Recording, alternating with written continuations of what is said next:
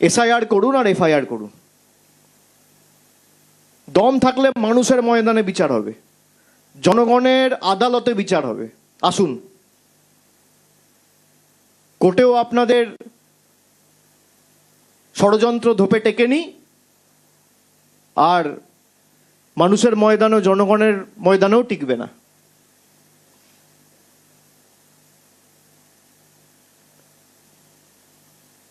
RP অ্যাক্টের পুরো গোষ্ঠীর পিণ্ডি চটকে দিয়েছে। আরপি অ্যাক্ট বলে দেশে আর কিছু থাকলো না, যা প্রেসিডেন্স হয়ে গেল। পার্লামেন্টের তো আর কোনো দরকার নেই। আপনি 1500 কোটি টাকা করে কোটি খরচা করে নতুন পার্লামেন্ট করেছেন, উঠিয়ে দিন।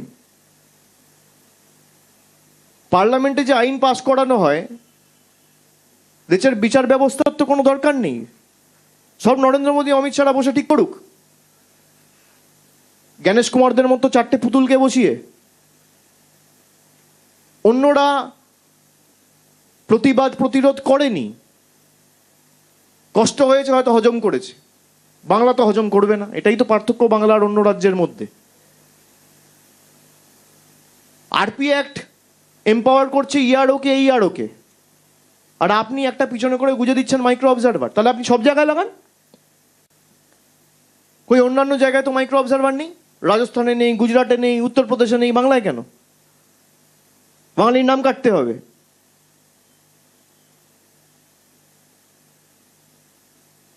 এদের যা পরিণতি 21-এ হয়েছিল, তার থেকে আরো করুণ পরিণতি 26-এর বিধানসভা ভোটে হবে। আর আমরা তো বারে বারে বলে এসেছি যে আপনি সময় নিয়ে করুন না। এই 2 মাসের প্রক্রিয়া তো টানতে টানতে 4 মাস লাগলো, তাও এখনো লিস্ট বেরোয়নি। আপনি 2 বছর ধরে এসআইআর করতেন, কেউ তো বারণ করেনি। আপনি যাদেরকে আন্ডার অ্যাডজুডিকেশন রেখেছেন, এদের মতো আপনিও পেয়েছেন। তাদের নাম যদি ডিলিট হয়, তাদের নাগরিকত্ব যদি অবৈধ হয়, আপনার প্রধানমন্ত্রী পদও তো অবৈধ, দেশের কেন্দ্রের সরকার তো অবৈধ। আমাদের তো নির্বাচন এমনি 26 সালে হবে। আপনি যে 3 বছর থাকবেন, তাহলে আপনি অবৈধ, আপনার এক্সপায়ারি ডেট তো হয়ে গেছে, আপনি তো ছাড়ছেন না। মানুষ অবৈধ, আপনি বৈধ, বাহ। বাংলায় 60 কোটি লোক যদি আন্ডার অ্যাডজুডিকেশন থাকে, আপনার প্রধানমন্ত্রিত্ব পদও আন্ডার অ্যাডজুডিকেশন থাকা উচিত।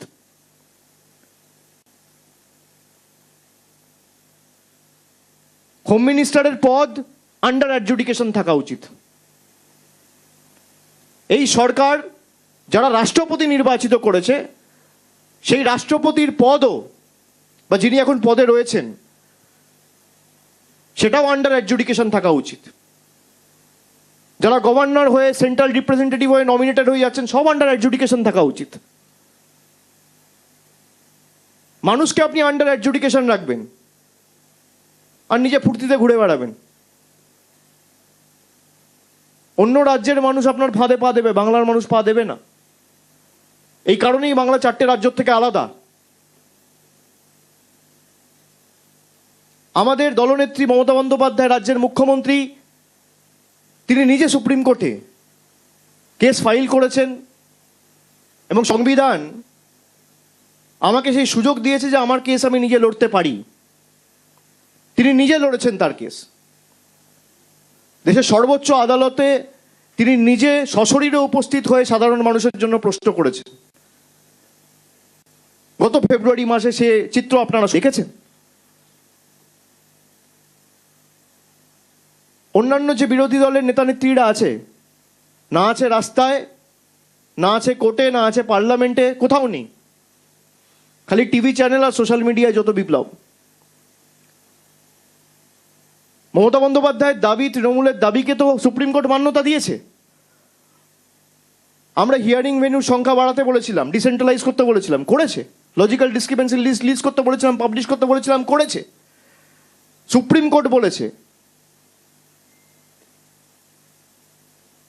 যে কোথাও একটা নির্বাচিত সরকার এবং দেশের নির্বাচন কমিশন, একটা কনস্টিটিউশনাল বডি, দুজনের মধ্যে একটা অবিশ্বাসের পরিবেশ তৈরি হয়েছে। সেখানে জুডিশিয়াল অফিসারদের অ্যাপয়েন্ট করা হবে এবং তারাই ঠিক করবে। যে হারে জুডিশিয়াল অফিসাররাও তো মানুষ, ওদের কাছে তো কোনো জাদুকাঠি নেই বা সফটওয়্যার নেই।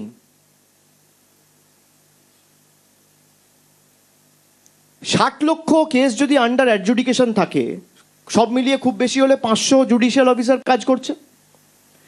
একদিনে 20 থেকে 30টা করে কেস যদি করা হয়, তাহলে 500 জুডিশিয়াল অফিসার খুব বেশি হলে দিনে 10 থেকে 15,000 কেস করবে। আমি 20,000 ধরে নিলাম।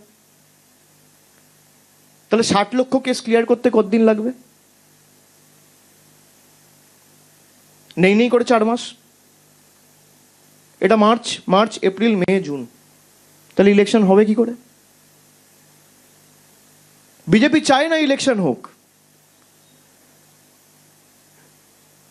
বিজেপির একটা অংশ বিচার ব্যবস্থাকে ব্যবহার করে নির্বাচন পেছাতে চায়।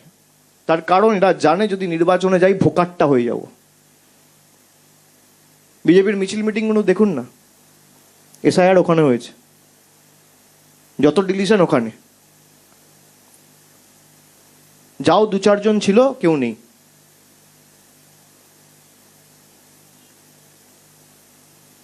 একজন জুডিশিয়াল অফিসার তো যদি 20টা, 30টা, 40টা করেও কেস করে, তাহলেও তো 3-4 মাস লাগবে। আর নির্বাচন প্রক্রিয়া যদি আপনাকে 5 তারিখের মধ্যে মে মাসের কমপ্লিট করতে হয়, তাহলে আপনাকে খুব বেশি হলে 20 তারিখের মধ্যে নির্বাচন ঘোষণা করতে হবে। আজকে 1 তারিখ, 20 দিনের মধ্যে কি 60 লক্ষ কেস ক্লিয়ার করা যায়? কোন জাদুকাঠি আছে? 500 লোক মিলে দিনে খুব বেশি হলে, আচ্ছা 20টা করছে, আমি 50টা ধরছি, তাহলেও 25,000 কেস। 20 দিনে খুব বেশি হলে 7.5 লাখ কেস। 5 লাখ ছিল, আমি আরো 2.5 লাখ ধরলাম, 7.5 লাখ কেস। 60 লাখ কেস করতে হবে। প্রথমত এই যে 60 লাখ কেস পাঠানো হয়েছে এটাই অবৈধ। পাঠানোর কথা ছিল 14 লাখ কেস, পাঠিয়েছে 46 লক্ষ এক্সট্রা, 60 লাখ নিজের ইচ্ছা মতো। সুপ্রিম কোর্টের গাইডলাইনে অত্যন্ত স্পষ্টভাবে লেখা রয়েছে যে judicial officers will use their conscience. Judicial অফিসাররা নিজেদের বোধ, বুদ্ধি, বিবেক, জ্ঞান, নৈতিকতা ব্যবহার করে কেসগুলো ক্লিয়ার করবে। তারা বাধ্য নয় নির্বাচন কমিশন যে গাইডলাইন দিচ্ছে সেটা ফলো করার। নির্বাচন কমিশনের উপর সুপ্রিম কোর্টের ভরসা নেই বলে জুডিশিয়াল অফিসারদের অ্যাপয়েন্ট করা হয়েছে। প্রত্যেকটা জুডিশিয়াল অফিসারও যদি এই সাংবাদিক বৈঠক পরবর্তীকালে দেখে বা দেখছেন, তাদের কাছে আমার বিনম্র অনুরোধ থাকবে হাত জোর করে, যে সুপ্রিম কোর্টের গাইডলাইন মেনে সবাই যেন কাজ করে। সুপ্রিম কোর্টের গাইডলাইন ভায়োলেট করে ইলেকশন কমিশন এসওপি তৈরি করেছে জুডিশিয়াল অফিসারদের জন্য।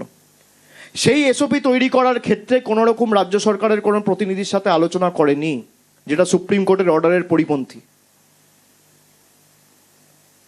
যেটা টোটালি কন্ট্রাডিক্টরি।